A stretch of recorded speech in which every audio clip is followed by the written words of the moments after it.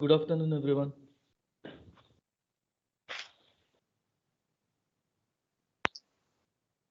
Yeah, am I audible?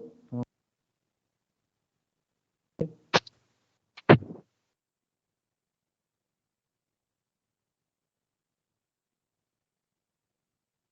think I have the same problem. Just give me a second.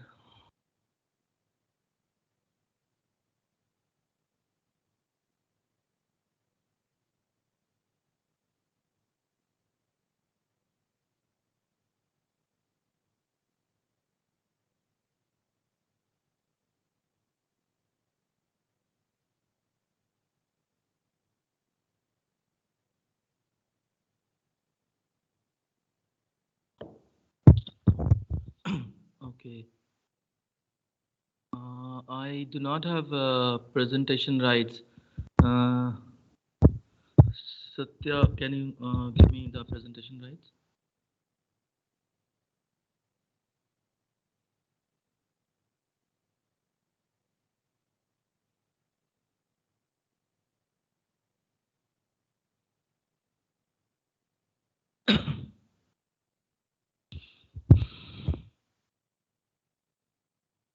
Hello.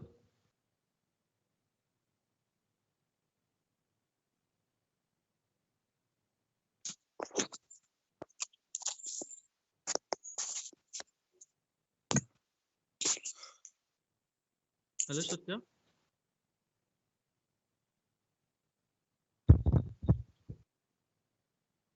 I right now the presentation rights is with Satya Khanna. That's what it is showing me. Is it possible for you to give me, or I'll have to contact program office?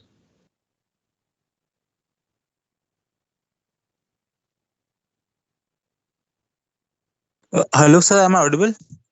Yes, yes, you're audible. I see that you Sir, have given. yes, sir. Yeah, thank you. So, how is it like one of you have the presentation rights, or only CRs have or some kind of presentation rights? How it works?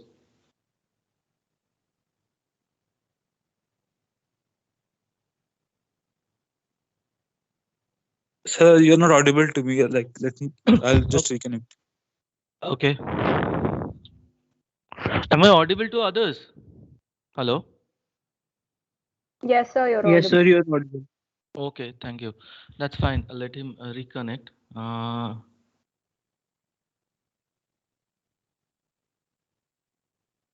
Okay.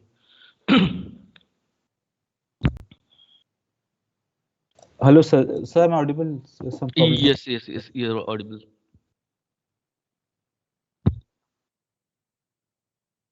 Okay, fine.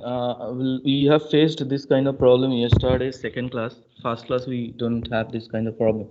So I believe my desktop is visible to everyone.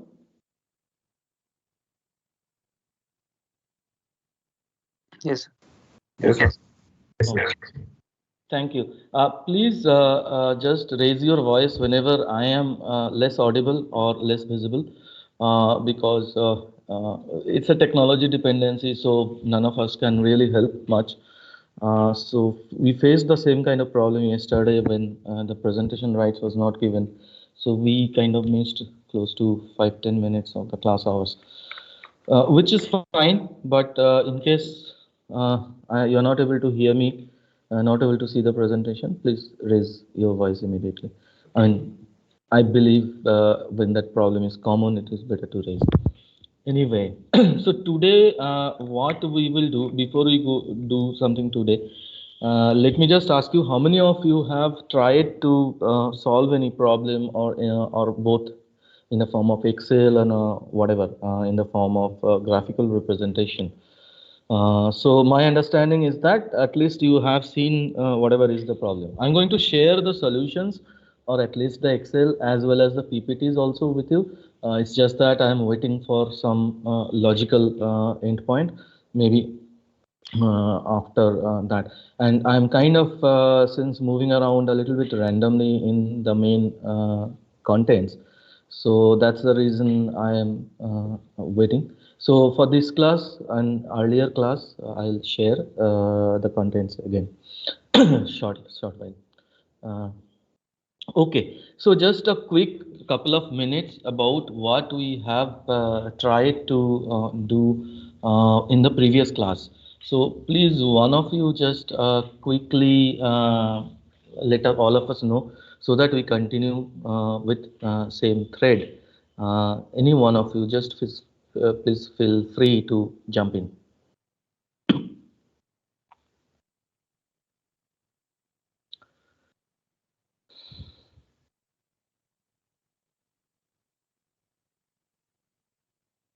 Hello.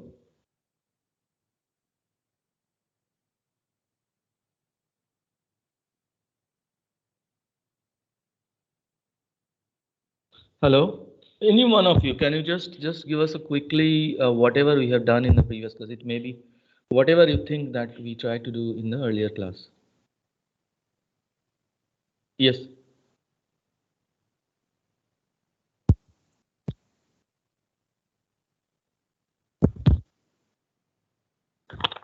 Correct.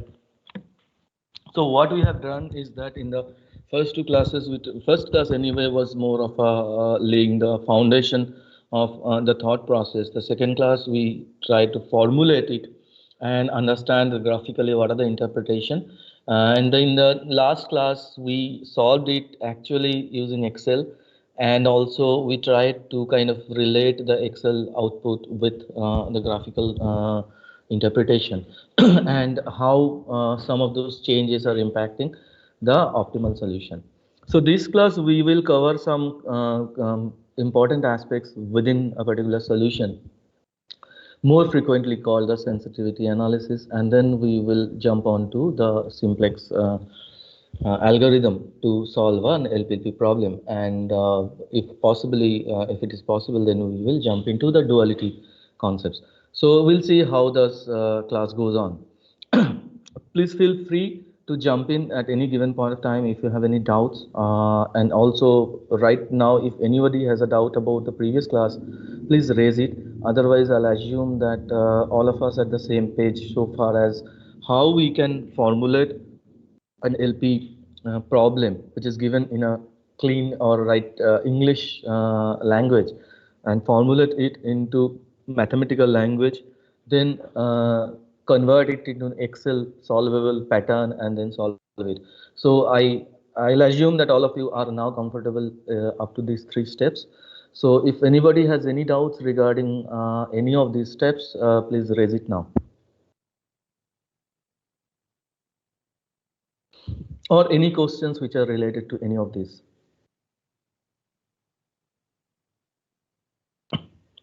Okay, so let's go for the sensitivity analysis.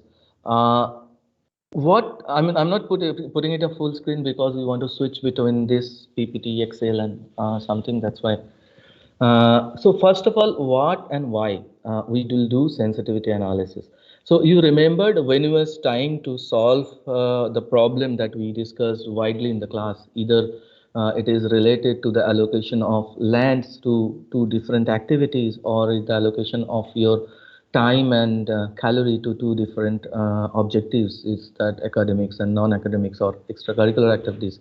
So we have got is that given the set of constraint or given the set of conditions that within which we are bounded to work, we try to find out an optimal solution for that combination. So what we did is that we have an objective that we would like to achieve.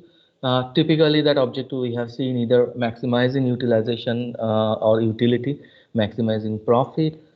There may be a situations where the objective is to minimize the cost or something like that.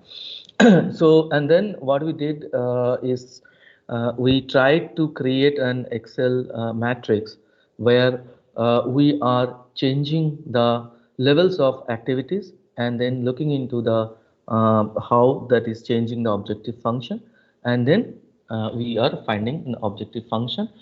But that objective function is, or rather the objective final value of the objective variable is basically a function of my constraints and the input coefficients. So, but then what we'll have to do the sensitivity analysis in real life, or in fact, whenever there is an war problem, finding out optimal may be the first step towards understanding what is possible given this set of conditions. But often managers are more interested to understand the impact in the sense, given that this is objective, that's fine, but there are so many uncontrollable parameters outside that domain.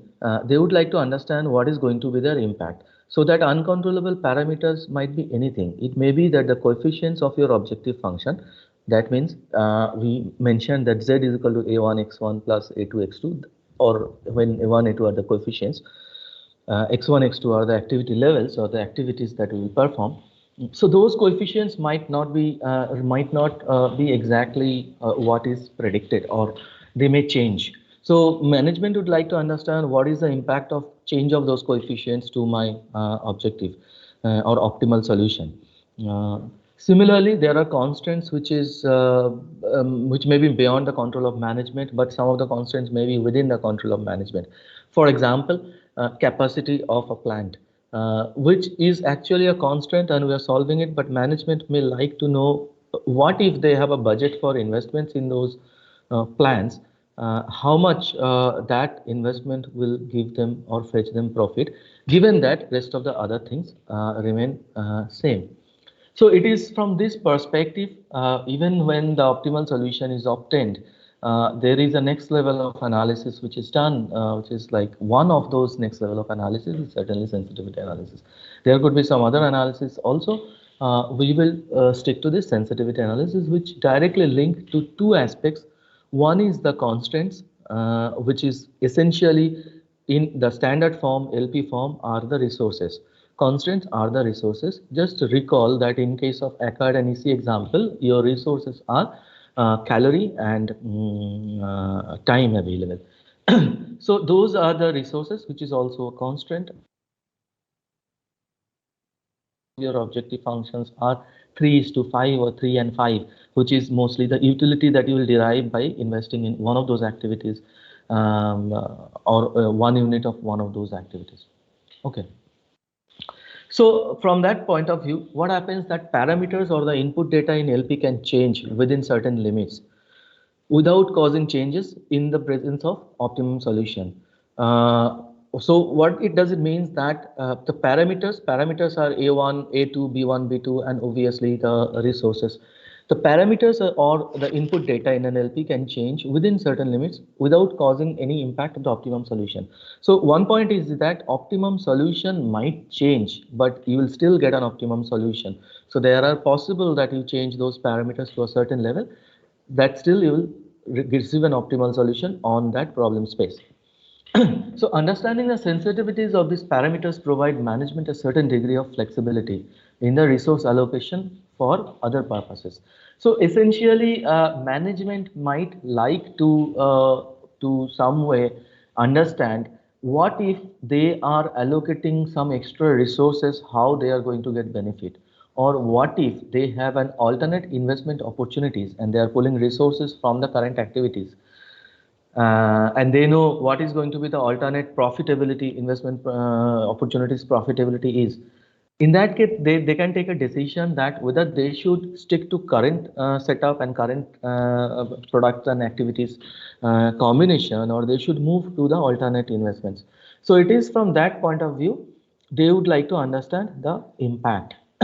So there are typically two types of analysis prevail. I mean, it is not two types of analysis. Every single LP, when it is done through using tool or Excel solver, you will get the outcome of these two analysis together, because they together form the complete structure of the sensitivity analysis. So one is the sensitivity of the optimum solution to changes in the availability of the resources. So in the sense, so there I have a resource constant. So management would like to understand how changing those resources are impacting my optimum solution. That is first level of analysis. Second is that sensitivity of optimum solution to changes of unit profit or unit cost. So unit profit or unit cost are nothing but the coefficients of my objective function in the standard form, or we call it primal. So in this initial structural formation of the LP. So management might like to understand what if this unit profit or unit cost, these things are changing, how the optimum solution changes. Means if the coefficients on my objective function changes, what is going to be my levels of activities to attain the final objective. Some terms which are very frequently used, we will cover them. It's mostly shadow price or dual price. Shadow price is basically unit worth of a resource, which essentially means if everything else remains same, what is the input or what is the benefit I achieve by changing one unit of a resource one.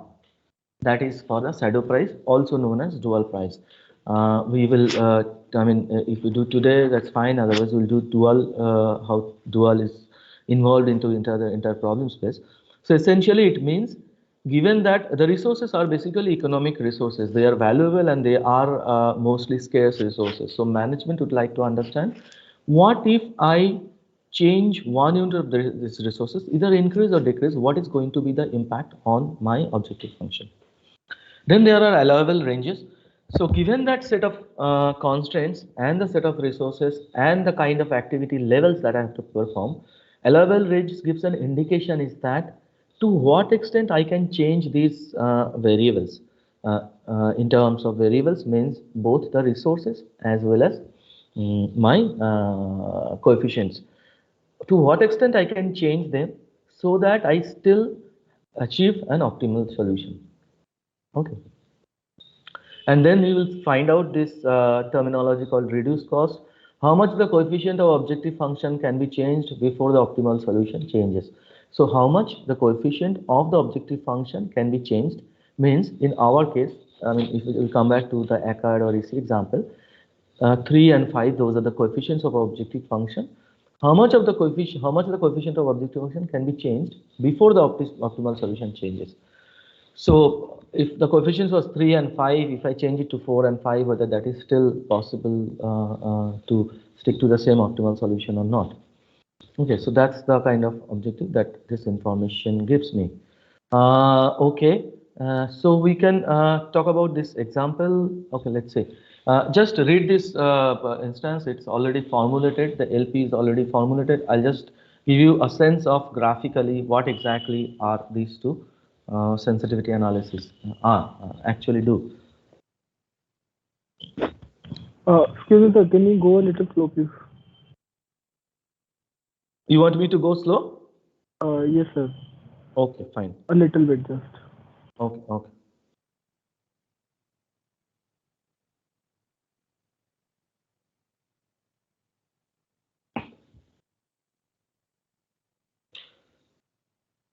So keep your laptops ready and keep your pen and paper ready. I believe it's common practice and common understanding, you already know. So you never know, maybe if there is something you think that I must keep a note of it, just keep it.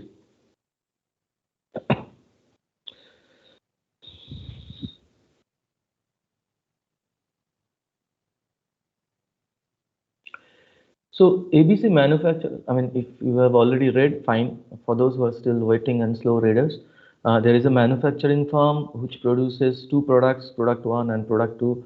They have two machines, machine 1 and machine 2. Product 1 requires some amount of time for machine 1 and some amount of time for machine 2. So also the product 2. So those numbers are given in this problem statement. And also it gives a revenue per unit of products 1 and 2 are 30 and 20. And there is a restriction of the daily processing time available. So just for those who are kind of still trying to get a more depth grip of the problem. So what are the constraints here? Anyone feel free, I mean, it's just a discussion mode, so don't bother about marks or anything.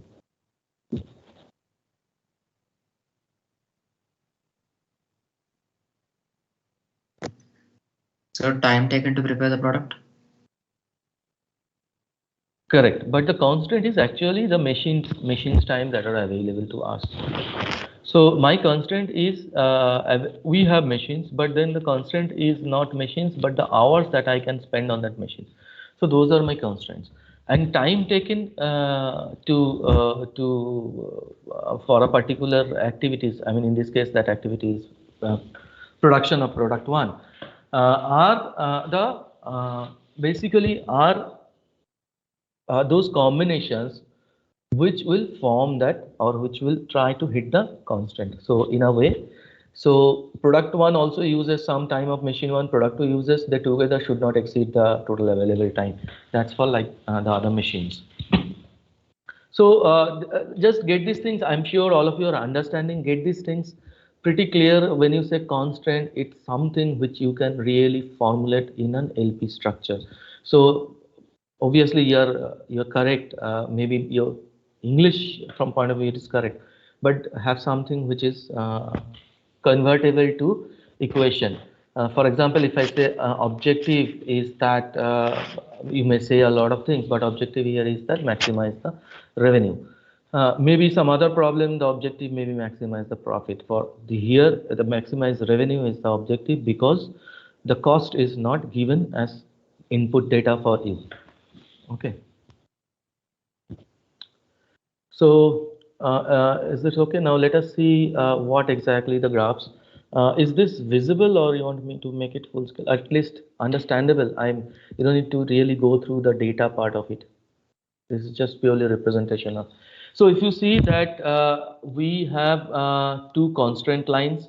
So the x-axis is for the product 1, y-axis is for the product 2. We have two constant lines, which is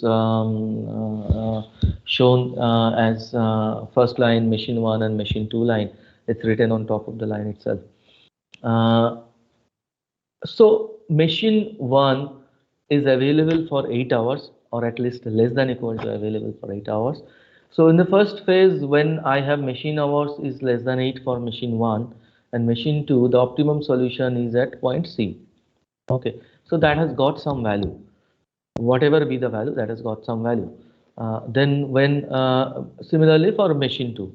Now, if the management decides that I will increase the machine hours for machine 1 to 9, so I will increase available machine hours for machine 1 by 1 unit.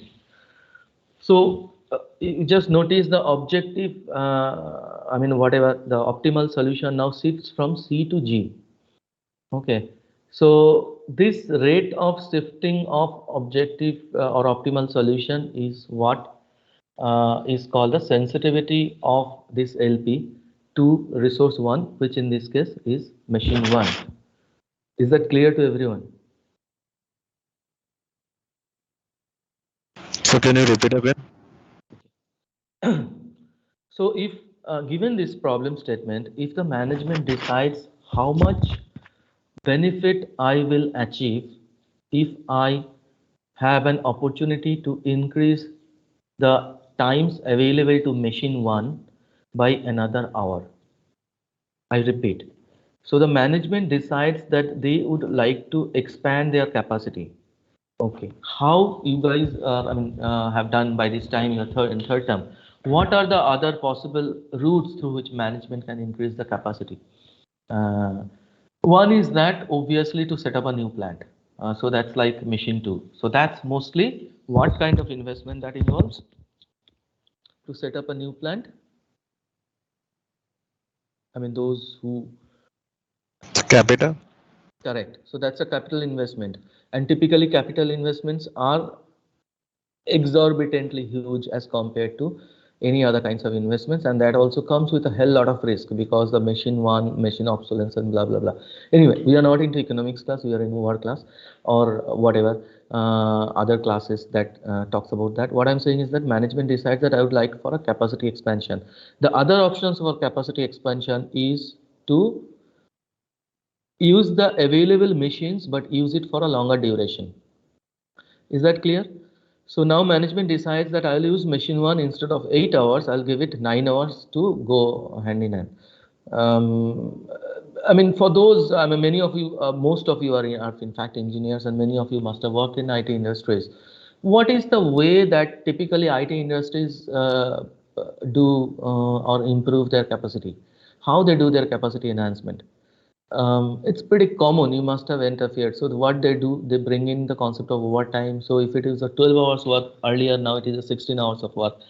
And at times when client is okay that this is how you increase your team's capacity, They will also pay extra times or overtimes, which again then translate to the employees' benefit.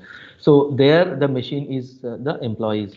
So in this case, management decides they would like to see if there is a option of or benefit of doing a capacity expansion. Obviously, they will have to take into consideration other factors. What are the impacts? What are the electricity cost? What are its cost associated? First of all, the second thing is does machine one really need an idle time? And what should be the level of idle time and blah blah blah. Lot of mechanical, electrical, emotional, psychological factors will be there. But at least they would like to understand if there is a benefit of capacity expansion by increasing the available machine one hours from 8 hours to 9 hours. So they knows that given that this level of product mix that they are currently producing, which is totally absorbing their existing machine hours, they would now like to see that whether there is a benefit, real benefit. So how will they assess the benefit is this is how, which you can visualize the problem is that how much the optimal solution is shifting or whether increasing or decreasing by increasing the capacity of machine one. Clearly, in this instance, the intuitive understanding is that the optimal solution is most likely increasing.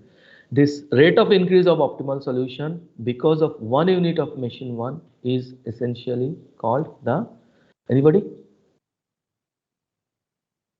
What this rate of change of my optimal solution per unit change of my resource availability is known as, just now we discussed, I'm just trying to check. Sensitivity. So this is called shadow price. Okay. Yes, this is the way of doing analysis is called sensitivity analysis, but this rate is termed as shadow price. Okay. Thanks anyway. Thanks for trying it. That's really appreciated. So by changing the resource ability is one way, and the other way by changing coefficients of the objective function. Now, what are the coefficients of objective function actually mean? Someone please jump in. What are the coefficients of objective function reflect? What is your understanding about that? So they are constants. So that constant should need to be reduced somehow. So in that case, we'll change the equation. Correct. Yeah, I mean, that's perfectly right answer. I was thinking from a different perspective, what actually that coefficients interpret to you. Suppose in case I say 3x1 plus 5x2 equal to z. So what this 3 and 5 portray to me? I mean, they are constant because that is the information I have, and that's an assumption, one of the assumptions of forming the LP, which is perfectly fine. But what this 3 and 5 actually means, what they portray to me. So amplification factor? Correct. Yes, I mean, you are using engineering term. It's basically saying is that when your activity level increases by 1 unit, how much of that increase is going to contribute to your objective function? It's a simple linear equation. Y is equal to, or rather some amount z is equal to ax plus by. What are a and b implies that per unit of change of x, what is the change in z that x contributes. By is the per unit of change in y, how much that contributes to z. Okay, so but then what it is saying is that within the optimal solution or keeping the optimal solution intact, we may have an kind of certain flexibilities of changing these coefficient values. Okay, when do you really need these things? I mean, what circumstances we need to study these things? Okay, we'll give you a real life examples. Suppose some production house, like earlier example, this example, they have already identified 3 and 2 are the coefficients of x1 and x2, right? 3x1 and 2x2, which is the z values. Now, given that this is your objective function, they may come across that there are certain production technology which is coming, which may help them to reduce the cost of production, so essentially these coefficients might change. They would like to understand is it still they will be able to meet the same kind of optimal solution or not. So by changing the coefficient of objective functions, they would like to see to what degree those coefficients can be changed. So to what degree you can change your activity levels, profit, so that you still achieve the optimal solution. So just try to understand graphically. So we have achieved optimality at point C. Now I would like to understand what extent those 3x1 and 2x2 can change. So the dotted lines is your objective function. Let's pivot the dotted line at the point C. When I'm saying pivoting it, let's see that all the dotted lines, think of all the dotted lines you can draw which goes through C and remains within the white region which is CEB and the white region which is CDEF. Okay, let me repeat. Pivot your objective function in C and then you move that objective straight line in such a way that it always goes through C but it remains within two constraints invisible region. Two constraints invisible region. What are the invisible region here? Is BCE and the other one is BDF. Is everybody getting what I'm trying to say? It's very difficult to, I mean, in this technology kind of ambience. So if anybody who is not understanding what I'm saying, just say. Okay. So when you move it, so long as this dotted line does not cross these two regions, your optimal solution is not likely to change. Beyond that point, it is likely to change. Whether it is good or bad, that is not possible to solve using the given data set. Okay, so these are the two types of analysis typically which is done. Understand what is it and what is the impact of it and how it is impacting the optimal solution. That is really helpful for managing. Sir, I have one question. Yes. So, sir, we are changing the machine one objective function, but changing the coefficient of the function won't give me a new optimal point, right? So, what is the purpose of it? Like my optimal solution is fixed there, and I'm just pivoting it. So, what I will get out of it? That's just want to understand. Okay, so we are not changing machine one optimal solution or something. Machine one is the constant line and machine two, these are the two constant lines. Okay, my optimal solution or the objective functions line is z is equal to 3x1 plus 2x2, the dotted line that that we have shown. Is that part, I mean, you are okay, fine with that part? Yeah, yes, sir. Okay, great. Now, when I'm pivoting it to this point C, is that irrespective of the line, whether z is equal to 3x1, 2x2 is going through any other points, the optimal solution is still C. But my coefficients of 3 and 2 will change if I tilt the line a little bit lower. Say, for example, now the line passes through 5 or whatever, 5C and some other points here, say, for example, 6. So obviously the objective function z is equal to 3x1 plus 2x2 will not stick to, correct? But I will have new coefficients instead of 3 and 2. I will have different coefficients. Is up to this point clear? Yes, sir. Yes, sir. Okay. So what does new coefficients mean? New coefficients mean that now activity x1, for instance, I mean, I'm not sure about the graphical way. For instance, say that your new z is equal to 4x1 plus 3x2, say for example. Okay, so that means now contribution of x1 activity to z is 4, contribution of x2 activities in z is 3. What does that mean? Is that z is basically profit for the product x1. In Acatta case, you remember 3 was your utility for starting Acatta. Now you have intrinsic motivation or some other motivation, someone, for that person's maybe the utility is not 3:5 ratio. For that person the utility may be 5:2 ratio or whatever. Okay, so what is basically we'll have to see that given that with this new motivation range, will still the same optimal solution stick? In real life, when this situation can arrive, for example, right now you are getting a profitability of 3 for the product X1. But because of cost input or some increase of input cost, your profitability for the product 1 might change, correct? Now you would like to see that to what extent that change is impacting your objective or the optimal solution, or if you have to influence your other products profitability or change the price of product 1, what should be your decisions? So this is how it is. You cannot ensure that your profit from product X1 is going to remain same irrespective of whatever be the situation outside.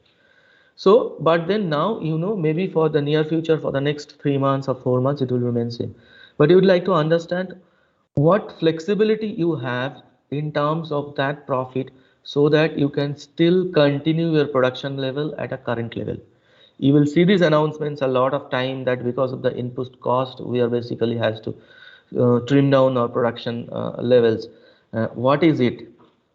Because they are no more able to achieve optimal profit within the current constraints. Okay, so that is basically the management would like to know that to what extent I have a flexibility of those coefficients in my hand so that the optimal solution does not change. I mean, just try to think. You may not get it immediately just because I'm saying. Think further, but at least the English part of it and some sense, have you got it? We will do some exercises which may be a little bit more clear subsequently. Yes, sir. Yes, I got it. Sir, I also have a doubt over here. Yes. Suppose this line, objective function line, moves to 2x1 plus x2 is less than equals to 8 line, and then again moves more right. So then also the optimum solution will be 3 point only, right? Come again. Sir, suppose You are saying is that, yeah, I mean, what you are saying is that it crosses the constraint line, right? Right. Right. When it crosses the constant line, you are seeing the top portion, you will see the constant line at the bottom portion also changes, correct? Yes. So you'll have to then see whether that Z remains the point C or not. Just because it's a corner point, it may not be the optimal solution because the D point, which is the 4 on the X1 axis, that is basically is a corner point solution which is changing. So most likely your optimal solution will no more C. It may be B or some or maybe in fact the new intersection at the x-axis. Okay, sir. Okay, got it. Sir, I have one doubt. Can I go ahead, please? Yeah, please. Sir, the thing is that if we look at the objective function like z equals to 3x1 plus 2x2, so it is in the plane of 3D plane, right, sir? Because we have x1 and x2 axis. 3D plane. Yes, because z we are considering another axis, or it is a absolute value terms, or it is a variable. Okay. So, okay. So what you are saying is that whether Z is a variable or is a constant term. So, I mean, in LP parlance, Z is something which you would like to get as much as possible if it is in the standard form. So for this line, Z is constant, the dotted line. For the other line, Z might be different. Okay. The line is a 2D line. X1 and X2 are the dimensions. Z is a notation of your final value of those lines, which is the value of Z at point C. So it's not a 3D line as such. There is no concept of 3D line. If it is a line, then it certainly is 2D.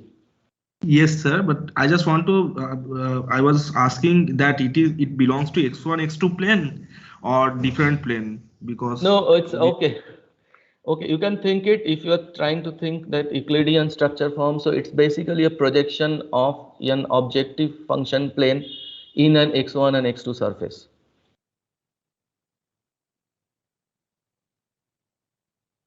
Okay, sir, understood. Okay. Sir, I have a doubt. Yes, please.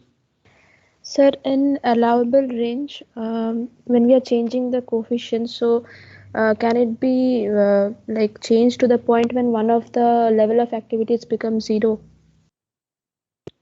Yeah, possible. Depends on the situation or kind of LP or kind of problem circumstances. But So, practically, like right. okay. Yeah, I mean, if you are thinking of a production level when it crosses 0, what it really means is possibly that is the doubt you have. So essentially, in that case, you'll have to see that feasible solution space actually was never the space that you have drawn, or there has been some declaration problem within the problem statement, or there is something there hidden in the problem statement which really is kind of logging into that. But yes, that case may arise, at least graphically that case may arise. Okay, sir. Okay. Sir, are we drawing this objective function line after calculating the maximum value of the z, or are we making it prior to that only? No, just recall what graphically when we tried to find out optimal solution, what we did. We first drew the constraints. Just to try to recall what we did. The first what I did is that we draw the constraints and find out what are the feasible zone. Okay. Then we have found out some values of z or put or kind of manipulated the values of z and see that whether z basically goes through that feasible solution zone. Then we change the z or incrementally move that z line parallelly so that at some point of time it touches only one point or at least set of points beyond which it is crossing the feasible solution zone. So that's how we do graphically. I mean, that's a graphical way of visualizing what exactly is happening if it is a two-dimensional LP problem. When I say two-dimensional LP problem, is basically x1 and x2 are the two basic decision variables. So no, we do not find out optimum solution and then draw the objective function. We have an objective function which helps us to identify among the different corner point feasible solutions, CPF. Corner point feasible solutions are basically these endpoints of this feasible zone. And once we have got those corner point feasible solution, we draw the objective function, see that at what point the objective function value is a maximum among these different corner point feasible solutions, and that is how we achieve the objective line. Okay, sir, got it. Okay, okay, fine. So what we will do, we'll just go through this PPT and then we'll try to do these things. So let's do an Excel analysis. Let's go and do everyone have, or if you have not tried this LP formulation of Gia's wood carving, you can do that now. Have couple of minutes, at least do it hand in hand. So I'll give, for those who have not done, you can try doing this.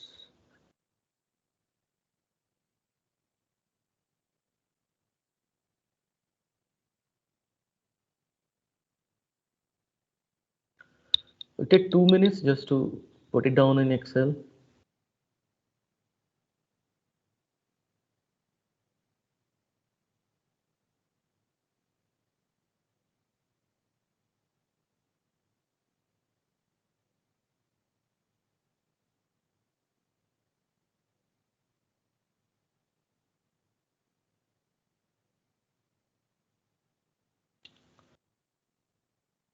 Okay. Let's do step by step, I think, for the interest of time and everyone. So Gia's wood carving manufactures two types of wooden toys, soldiers trains. Just let me know if everyone is comfortable with this. I'll just skip this part then. Formulation part. 27 and 10 worth of raw. We already discussed this, so there is nothing new in this. But still, for those who may have missed that part or just skipped it. So, Soldiers revenue is 27 and others and Train's revenue is 10. Sorry, not the revenue. 27 and 10 worth of raw materials. Each soldier that is manufactured increases just variable labor and overhead cost is 14. So these two are essentially your cost entities. And then there is other selling price. A train sells at 21 and uses 9 worth of raw material. So 9 and 14, whatever may be, each train built increases GS variable labor and cost overhead by 10. So we have done it. For those who are still not comfortable, may refer sheet. Okay. So your selling price is 27 and 21. Raw material cost 10, 14 cost these things, which gives you contribution to profit, which is 3 and 2. As I was saying that it may so happen that train uses some specific amount of raw material whose price is increasing. So they might have to take a decision that would they like to still stick to the earlier production plan, or they might like to change the production plan given their capacity constraint and other constraints. So that's the kind of decision which helps the so sensitivity helps to come to that kind of decisions. We'll come back to this. Finishing hours 2-1, carpentry hours 1-1. So those are the constraints, and demand. There is also a demand constraint. So we kind of talked about this.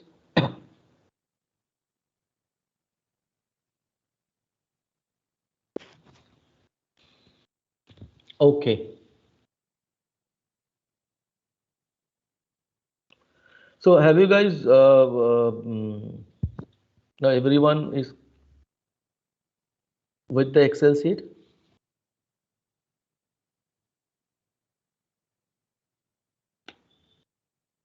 Hello. So everyone has the Excel sheet open in front of him? Yes, sir. Oh, okay. So that's another problem. Now everyone, when I'm asking, everyone is thinking, those who have opened, they are Yes, sir. thinking, Mera to hai, and those who have not opened thinking, why should I tell? Okay, anyway, fine. So this is the kind of solution which we have achieved, 2060. Let's see. What is the finishing hours available?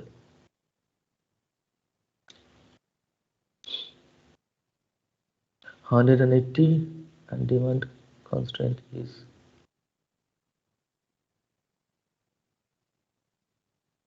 40.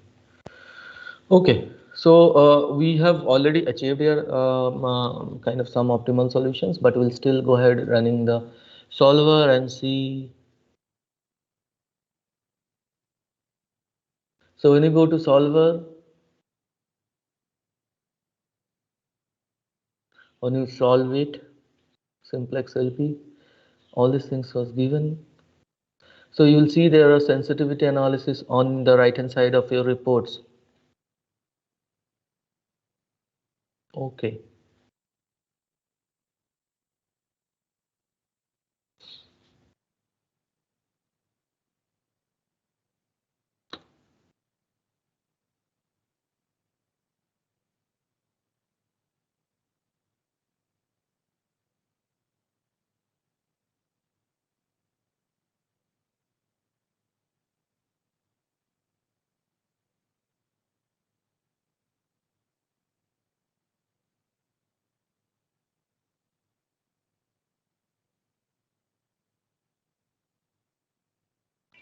Okay, so I've got my first sensitivity report. Have everyone got this sensitivity report?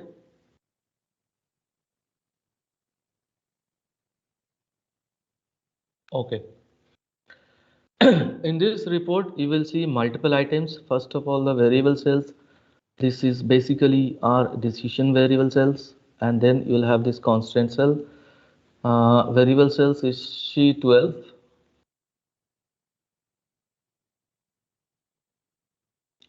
This one is the variable cells, and this is the other variable cells. So let's bring it here.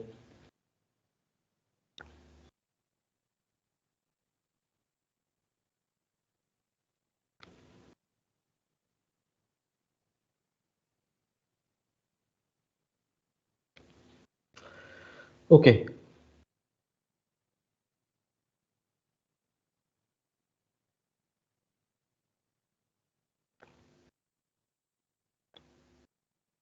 Now the question, why there are three constraints, or there are three entities in my constraint?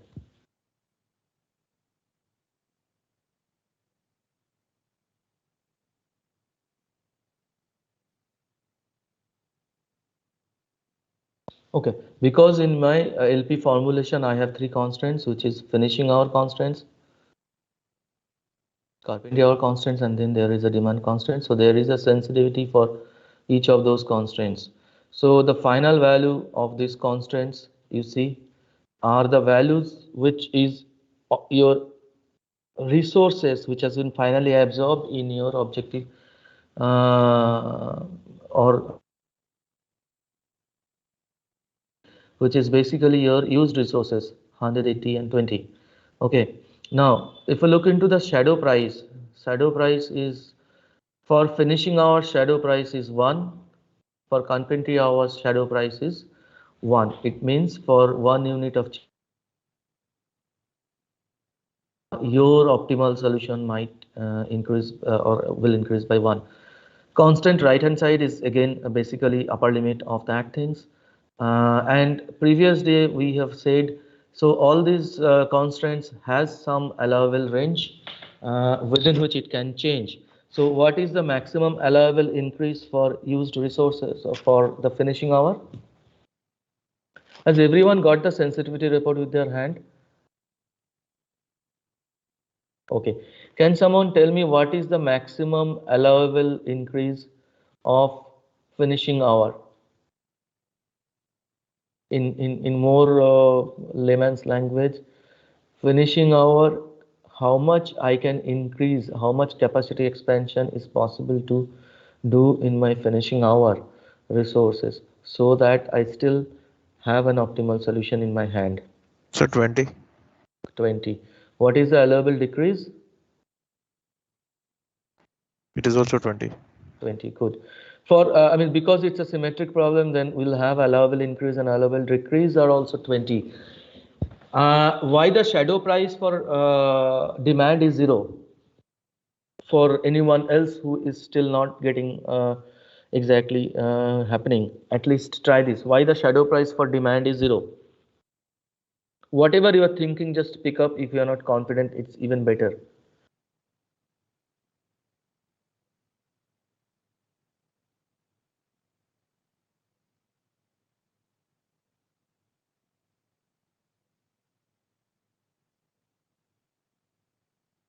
Okay. Anybody else who knows?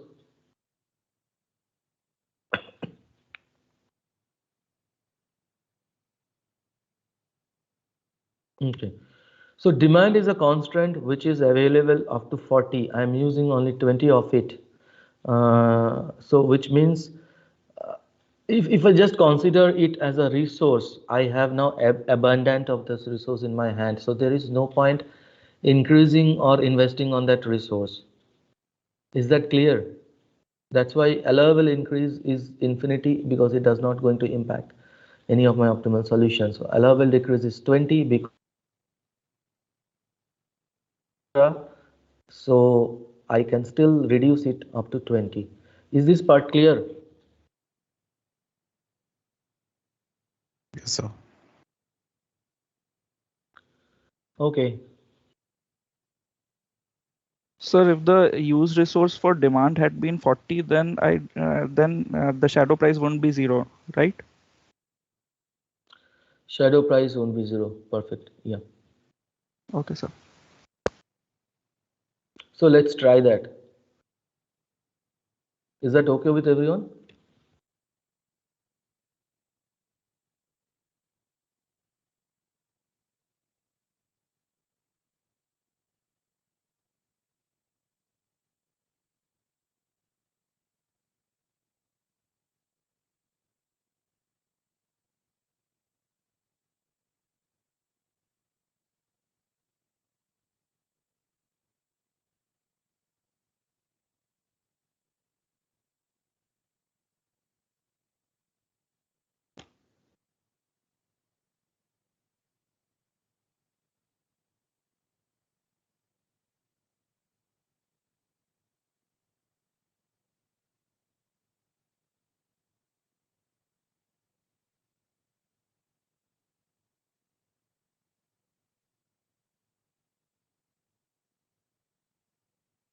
Okay. So I just rectified what I have responded. My apologies. So the shadow price will be 0 till 20 because it's less than equal to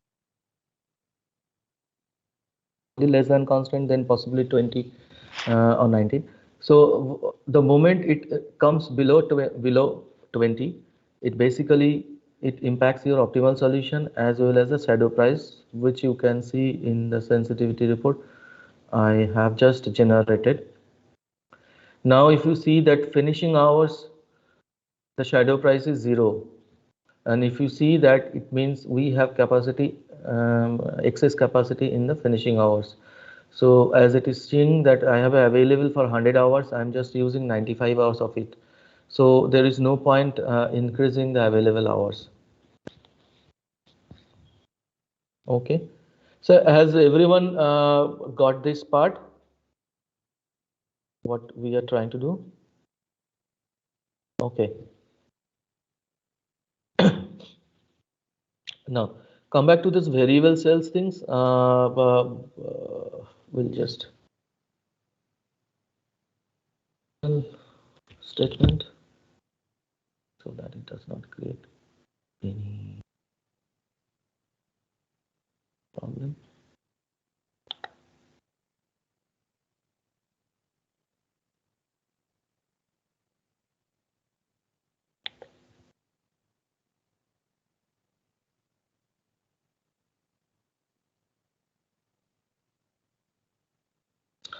Okay, so let's go back to the PPT.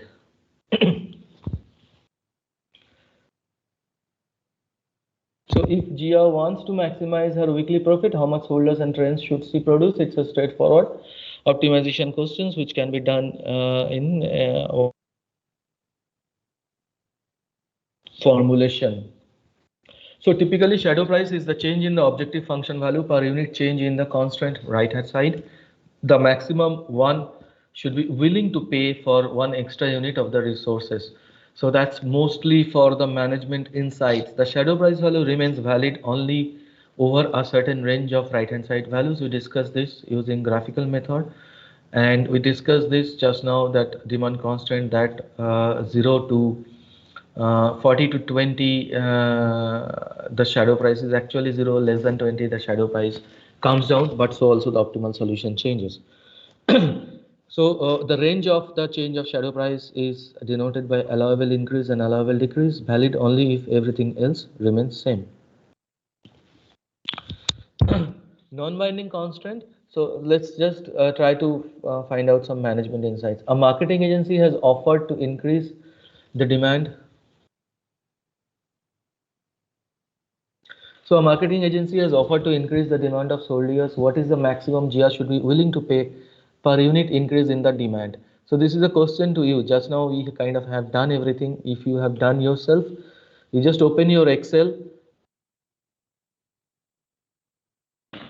A marketing agency has offered to increase the demand for soldiers. What is the maximum GR should be willing to pay per unit increase in the demand?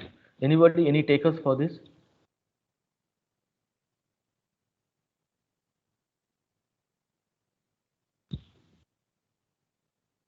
Okay, should I call the names if that helps to avoid the confusion key? Why should I talk or let someone else try?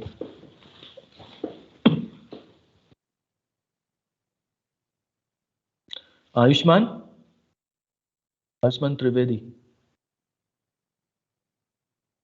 It's not a CP, don't worry.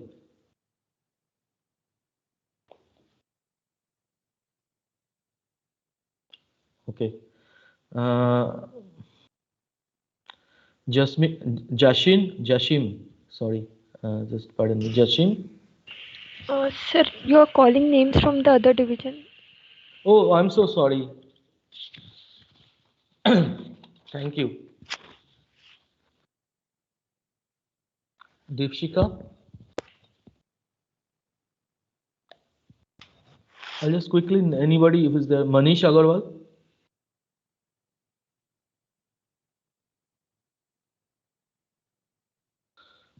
Okay. Pranav Sunil Kothale. Yes. Yes, Pranav, you're there. Sir. Yes. So I mean, if what is your response to this?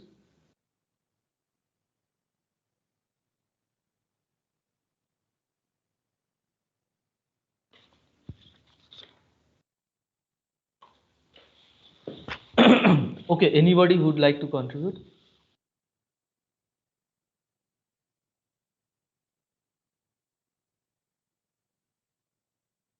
Okay, just now we talked, if no one is contributing, let me finish. Just now, just a couple of minutes back, what we have seen is that the demand constant, so it's that कि उससे ज़्यादा बिकेगा नहीं. Okay, so if that is your demand constant and you are right now in your optimal solution, you are just having 20. अगर एक marketing agency आके बोलेगा कि I mean I will increase your demand, what will be your response?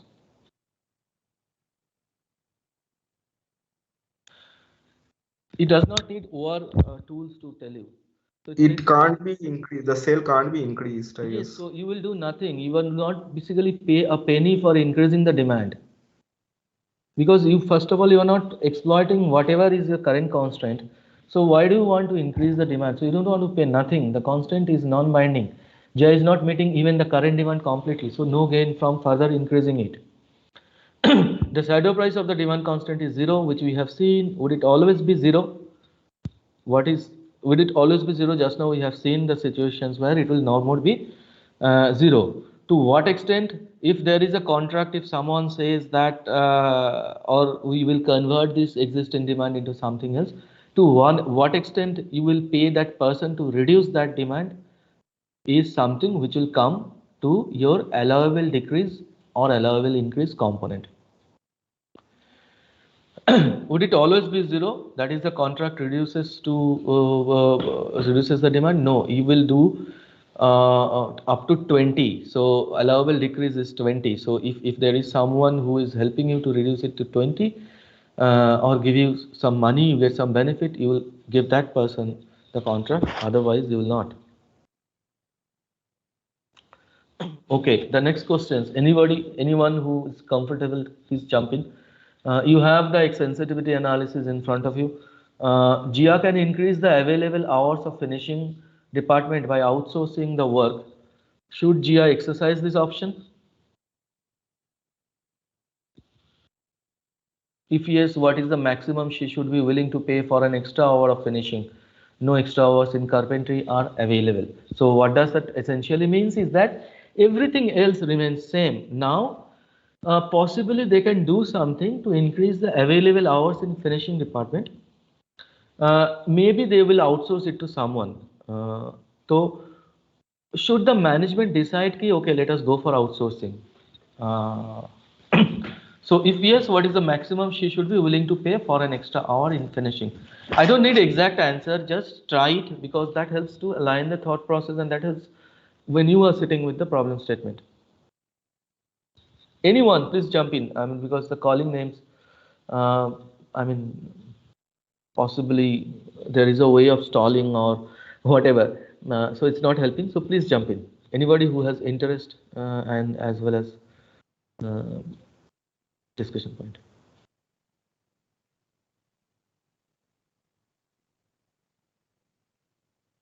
What is the maximum she should be willing to pay? Why 20?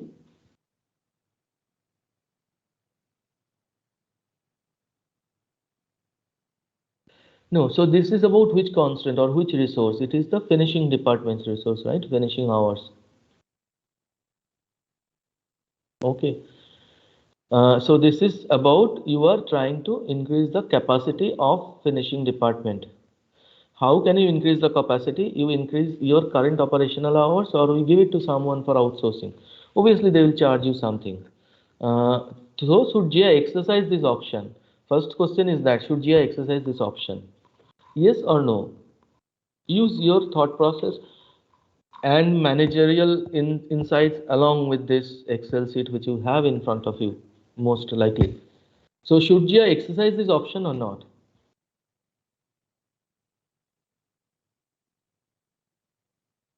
Anyone? Yes, sir, she should. Yes. Why? Good. That's a correct answer. Why? So because the shadow price for finishing hours was 1, so from there I'm concluding it. Okay, very good. First of all, if you look into your Excel things, the Excel sheet, you will see that on current optimal solution, Geo have exhausted their finishing department's available hours, correct? Because they have exhausted their current resources, there is always a benefit. So those benefit of increasing that capacity. So yes, first question answer, absolutely correct. They should exercise this option. What is the maximum she should be willing to pay for an extra hour? What is the price?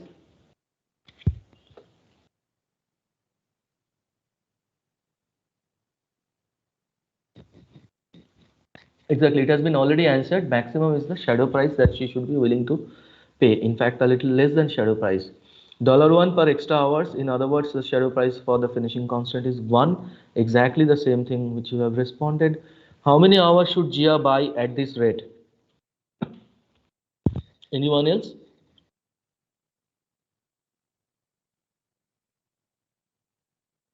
20. Why?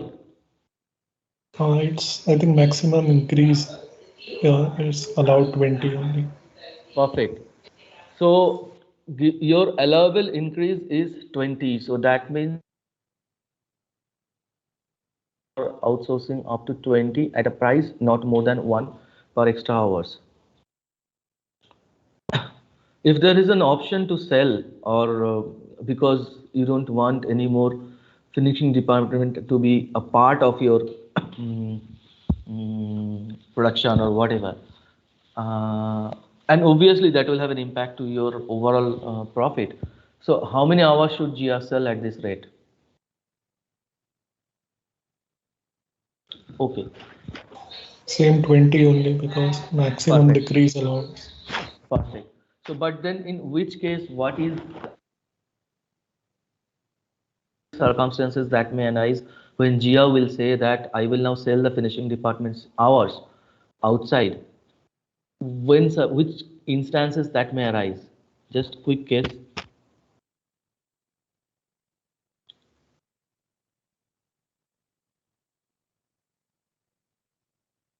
When like we have more time and like demand is already fulfilled. Yes, that is possible. That's a little bit macro level. Come a little bit micro level to this one particular problem. Yeah, you are on the right track, and whatever you have said is perfect. But just think through. If I am able to sell my finishing hours at a price more than 1 in the market, it is beneficial overall for me to do that. Is that is it uh, clear?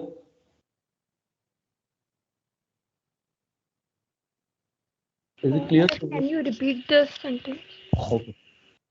So my finishing hour shadow price, dual price is 1. What that this means is that a resource is worth of 1 profit, 1 unit, or $1 or whatever is that much kind of beneficial to me. So, and obviously when I reduce those available resources, that impacts my objective function, or that impacts my optimal solution by how much? 1, because of the shadow price is 1. But suppose अभी GA के पास दो option है. They can use their same finishing department's time for their own products, or they can start outsourcing contract, buy some bigger company and use their production facilities for that company.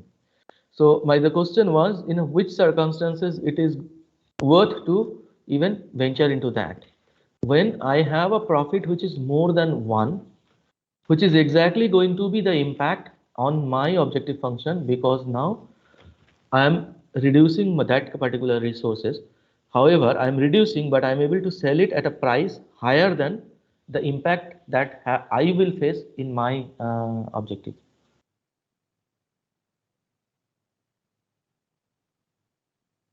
Is it, I mean, Are you able to kind of relate the real life situations or the managerial intricacies, why it is so much related to your LP problem and shadow prices and all this stuff? Think through it. I'm sure all of you. So the allowable decrease is 20. So I will kind of try to sell 20, certainly more than those many, more than 1 rupees. I'll not sell anything less than 1 rupees because that will have a negative impact to my bottom line. Now, these questions for those who are still thinking. Jia can increase the available hours in carpentry department by outsourcing the work. Should Jia exercise this option?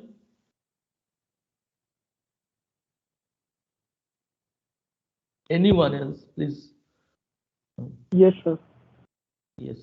Jia will exercise these options because we still have a shadow price associated to this. That means this resource is currently fully exploited under current production schedule. What is the maximum she should be willing to pay for an extra hours in carpentry? 1, because it's a symmetric problem that you have already seen. It is the same set of things. Now, next questions. Are the allowable increase and allowable decrease are always going to be equal? Now, anyone who would like to respond, please respond. It is equal for this problem. I'm not asking about for this problem. Are they going to be always equal? No, because it depends on your current state of your problem. Shadow price of all the binding constants will always be equal.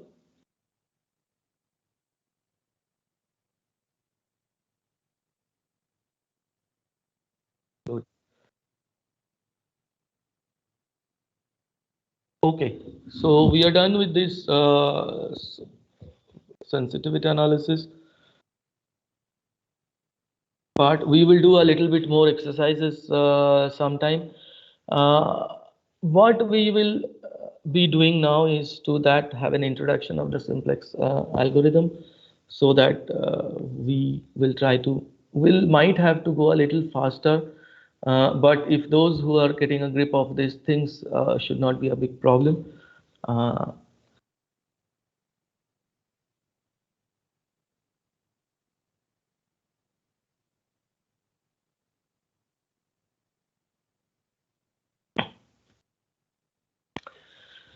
So, okay, so what we, as of now we have done is that we talked about understanding a particular LP problem in a graphical form, then forming the equation, then solving the equation. Then once we have tried to see how the optimum solution is in a way changes because some of the parameters changes. Now, what are those parameters? Those are basically the right hand side of my constant equation, as well as the coefficients of my objective function, and then coefficients on the constant equation itself. So these are the different types of parameters. Okay. So now we are talking about a methods, which is a little bit of algebraic or calculative methods. What we will do is that we will do the methods, understand how the method works, but getting deep into the methods really needs a little bit comfort feel or comfort in terms of matrix calculation.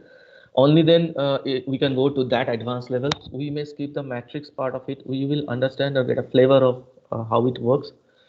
We'll have a problem of this at either midterm, in-term, or maybe both terms. Other than that, it should be pretty much straightforward algebraic methods, and there are a set of rules. But what is most important is that we would try to understand what that has been happening. Okay, not that everything will be pretty clear, but then once we understand intuitively what is happening, that helps us not only to solve a problem but also helps us to appreciate the novelty of the methods, because simplex is one of the most widely used methods along with some other integer programming problems. It is a typical algebraic procedure, can also be visualized in the geometrical form. So it's basically an algebraic procedure can be visualized in the geometric form. So essentially, if anything is a two-dimensional or two-decision variable, think of or visualizing the geometrical forms of it. We have done it, we have discussed it in some of the earlier classes. As we go on, you will try to recall that we have already talked about it in some of the earlier classes, earlier instances. So now we are talking about the CPF, which is a corner point feasible solution that lies at the intersection of the constraint boundaries. We already know this, that your CPF corner point feasible solution will always lie at the intersection of the constraint boundaries. Now, for n decision variables, it is intersection of n constant boundaries. Okay. Each other if they share n minus 1 constant boundaries. This is a pure geometrical visualization. If you have two decision variables, it is the intersection of two constant boundaries or n constant boundaries. Now, two corner point feasible solutions are called adjacent to each other if they share n minus 1 constant boundary. Because if two corner point feasible solution are if they are adjacent, it means they are already on one of the constraint. Okay, in order to give them a feel of it, let's come here.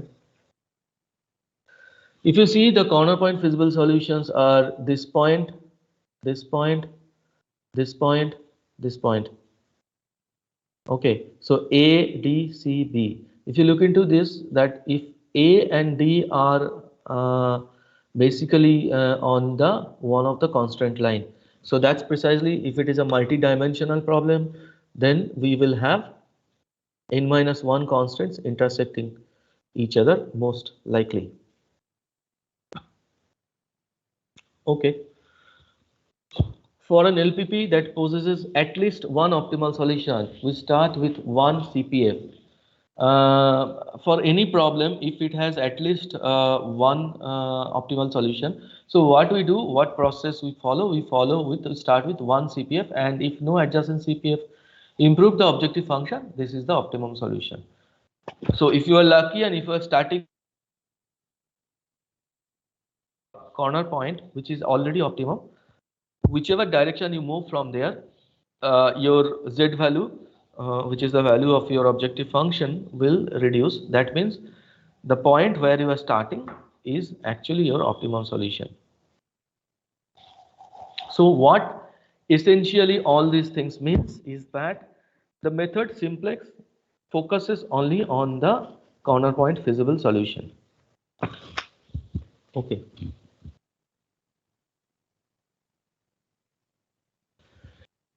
Simplex method is an iterative process. We will just see how it works, and then we'll close for the day. If it is an iterative process, typically it chooses origin to begin. So again, I mean, you might be thinking in the two-dimensional space, I can anyway see that whichever is not far from 0, 0 is my optimal solution. Yes, true. So in a two-dimensional place, you can always say that the farthest point from the origin is possibly your farthest in terms of diagonally or in a vector notation is possibly the optimum solution. But can you say that when it is an n-dimensional problem? No. So that's why typically we choose the origin to begin. Provided the decision variables has a non-negativity constraint. Again, we can choose origin if none of the decision variables are negative. In case when they are negative, there are options to the non-negativity constant no more is your problem, and then there may be other mathematical things. Those are purely mathematics of shifting origin, kind of reducing the scale and blah blah blah. But we will not, unless otherwise required, we might not encounter those kind of problems. If in any iteration, once it reaches the CPF, it chooses to move adjacent CPF. So again, that's the logical mapping that you will have to kind of create.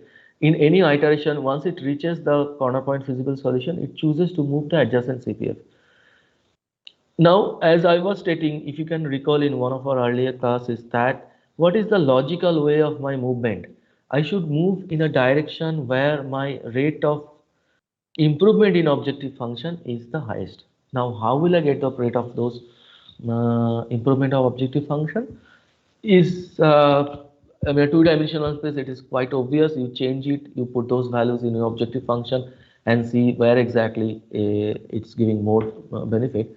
So the edge which gives the highest rate of improvement for objective function, we will move in that direction.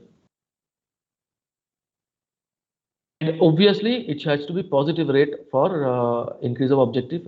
If it is a maximization problem, if it is a minimization problem, we will say we will move in a direction which has the least improvement of my problem statement. So what I'm saying is that if I am solving a simplex for maximization problem, we will move in a direction which gives me positive improvement, and if it is a minimization problem, we will go for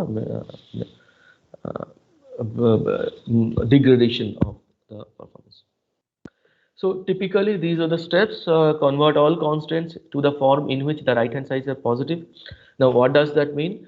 We have written the constant, say suppose 1x1 plus 1x2 is less than is equal to say 100. Now while solving simplex is basically a method of solving multivariable simultaneous equations.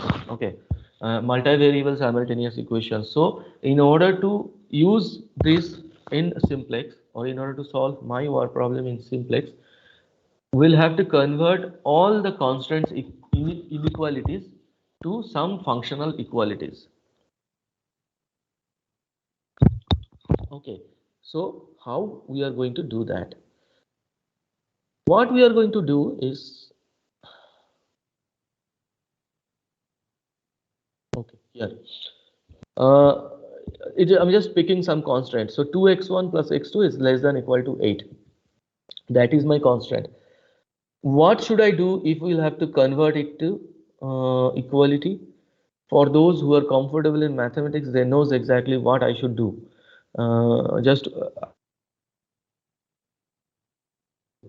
If you have to convert it into equalities. Remove the less than sign. How will I remove the less than sign? You want to like just convert the constraint into equality. Correct. Sir, add one more variable to the equation. Yes. Perfect. Perfect. So I add one more variable. We call it S1 into this equation. So essentially 2x1 plus x2 plus S1, that is equal to 8. So that S1, so far as S1 is greater than equal to 0, your constant is still hold good. Is this part clear to everyone? It's not very difficult things to understand, but for those, because I'm just saying, I'm not writing in a board. Anybody would like me to repeat?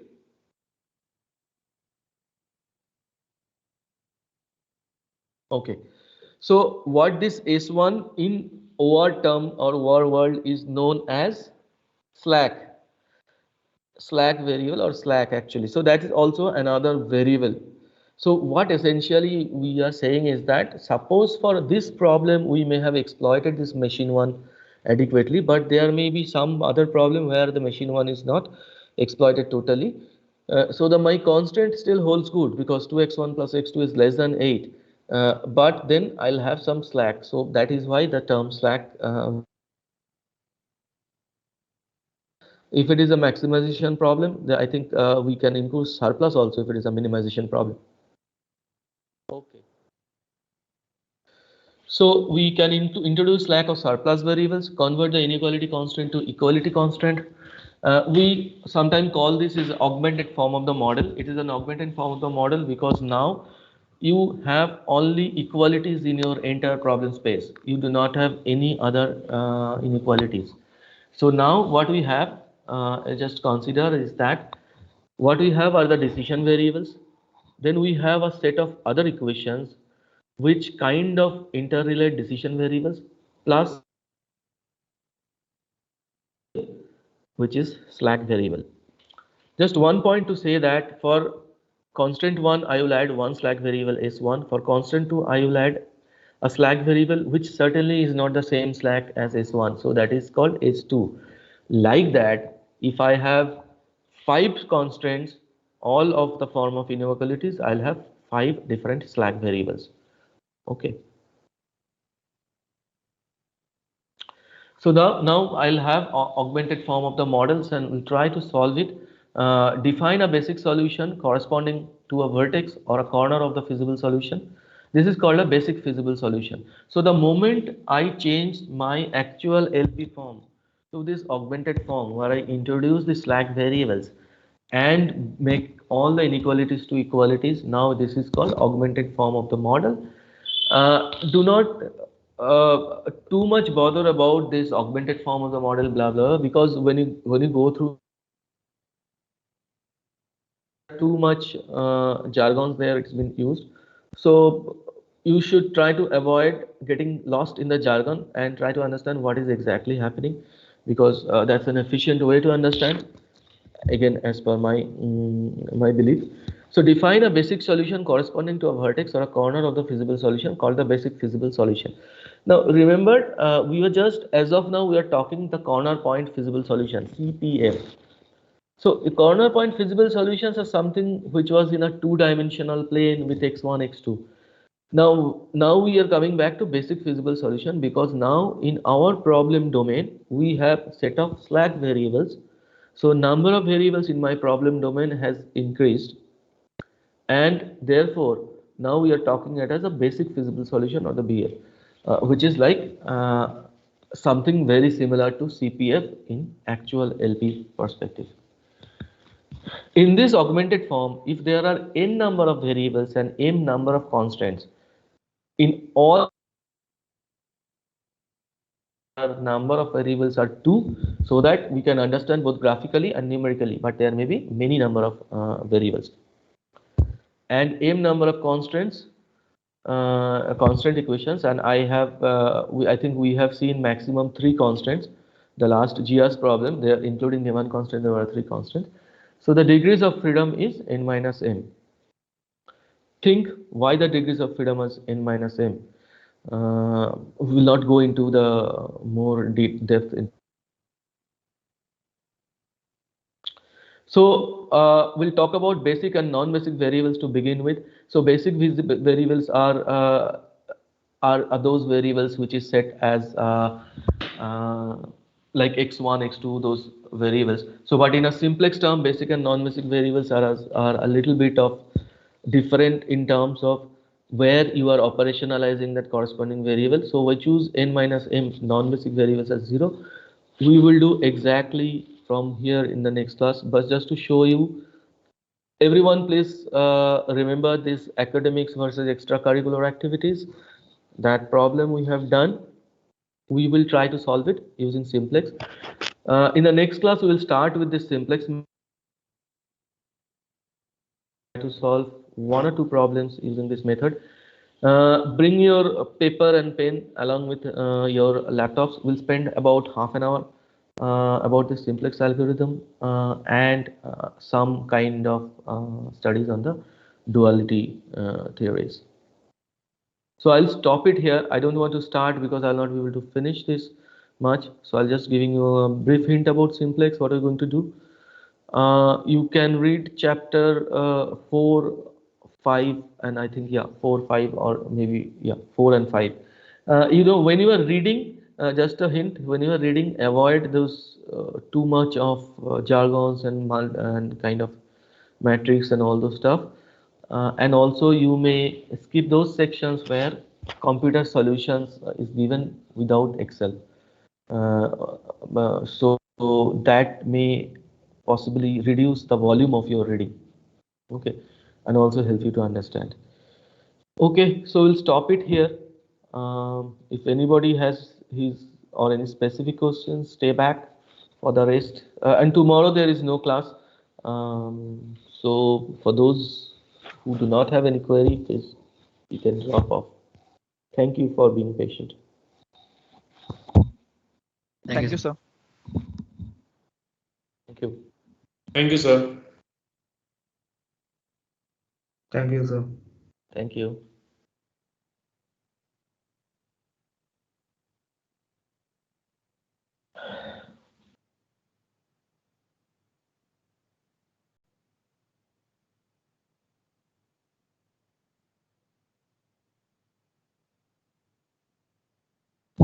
I'll be online 2 more minutes. You may just ask